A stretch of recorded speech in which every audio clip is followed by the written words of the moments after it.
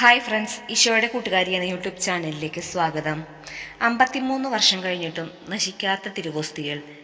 ഇറ്റലിയിലെ സാൻ മൗരോ ലാ ബ്രൂക്ക എന്ന സ്ഥലത്ത് 1969 ഈ ദിവ്യകാരുണ്യ അത്ഭുതം നടന്നത്.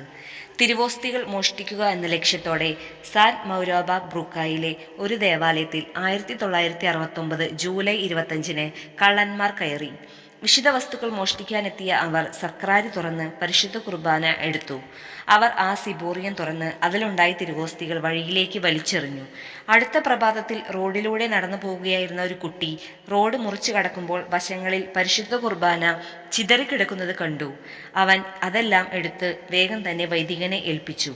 ഉപയോഗശൂന്യമായെങ്കിലും വാഴ്ത്തപ്പെട്ട തിരുവോസ്തിയായതിനാൽ വൈദികൻ അത് സൂക്ഷിച്ചു വെച്ചു. അദ്ദേഹം അത് മറന്നുപോവുകയും ചെയ്തു. വർഷങ്ങൾക്ക് ശേഷം തിരുവോസ്തി അടച്ചു വച്ചിരുന്ന പെട്ടി തുറന്നപ്പോൾ യാതൊരു മാറ്റവുമില്ലാതെ ആ തിരുവോസ്തി കണ്ടെത്തുകയായിരുന്നു. ഇത് എല്ലാവരെയും അത്ഭുതപ്പെടുത്തി. 25 വർഷങ്ങൾക്ക് ശേഷം 1994 വാലോദല്ല ലുക്കാനിയയിലെ ബിഷപ്പായിരുന്ന മോൺ ബിയാജിയോ ദക്സ്റ്റീനോ ഈ തിരുവോസ്തികൾ വിശദമായ പഠനങ്ങൾക്ക് വിധേയമാക്കി.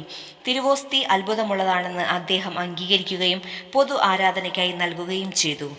ഏതെങ്കിലും രാസവസ്തുക്കൾ ഉപയോഗിച്ചാൽ തന്നെ ഗോതമ്പ് പൊടിയും മറ്റും മാംസകഷ്ണങ്ങളുമെല്ലാം കുറേ ദിവസങ്ങൾ കഴിഞ്ഞാൽ നശിക്കുമെന്നും പരീക്ഷണത്തിൽ അദ്ദേഹം കണ്ടെത്തി. അതുകൊണ്ട് ഈ തിരുവോസ്തികളിൽ അത്ഭുതം നടന്നിരിക്കുന്നതായി അദ്ദേഹം പ്രഖ്യാപിച്ചു.